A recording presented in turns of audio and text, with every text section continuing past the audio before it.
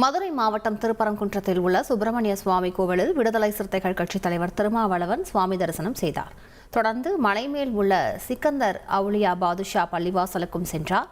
கூடுதல் தகவல்களை செய்தியாளர் சத்யகுமார் வழங்கிக்கலாம். சத்யகுமார், விரிவான விவரங்களை பதிவு பண்ணுங்க. வணக்கம். விடுதலை சிறுத்தைகள் கட்சி தலைவர் தொல் திருமாவளவன் இன்று பார்த்தோம்னால் இந்த திருப்பரங்குன்றம் அருள்மிகு சுப்பிரமணிய சுவாமி திருக்கோவிலில் சாமி தரிசனம் செய்தார். அதைத் தொடர்ந்து அருகில் இருக்கக்கூடிய இந்த கிரிவல பாதையில் இருக்கக்கூடிய பள்ளிவாசல் சிக்கந்தர் பாதுஷா பள்ளிவாசலுக்கு சென்று அங்கு இருக்கக்கூடிய அந்த நிர்வாகிகளை சந்தித்து இந்த மலை குறித்த பிரச்சனைகள், இதில் இருக்கக்கூடிய இந்த வரைபடங்கள் உள்ளிட்டவற்றை ஆய்வு செய்து அவர்களுடன் பேசினார். அதன் பின்பு மலை மேல் இருக்கக்கூடிய இந்த சிக்கந்தர் பாதுஷா தர்கா மற்றும் பின்னால் இருக்கக்கூடிய அந்த சிவன் கோவிலுக்கு செல்வதற்காக ஏறினார்.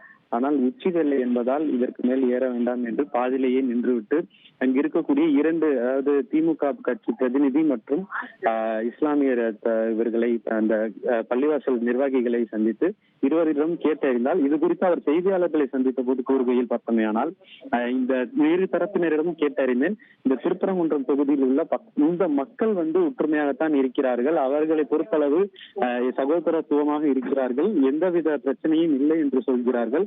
ஆனால் இந்த மதவாத சக்திகள் தான் இந்த பிரச்சனையை பெரிதாக்குகிறார்கள். இந்த மதத்தின் அடிப்படையில் வன்முறைக்கு வித்திடக்கூடாது என்று நாங்கள் எங்கள் விசிக சார்பாக கோரிக்கை விடுக்கிறோம் என கூறியிருக்கிறார். இந்த திருப்பரங்குன்றம் மலைக்கு திடீரென இந்த திருமாவளவன் அவர்கள் வந்திருப்பது பெரும் பேசுபொருளாக மாறியிருக்கிறது. விவரங்களுக்கு நன்றி சத்யகுமார்.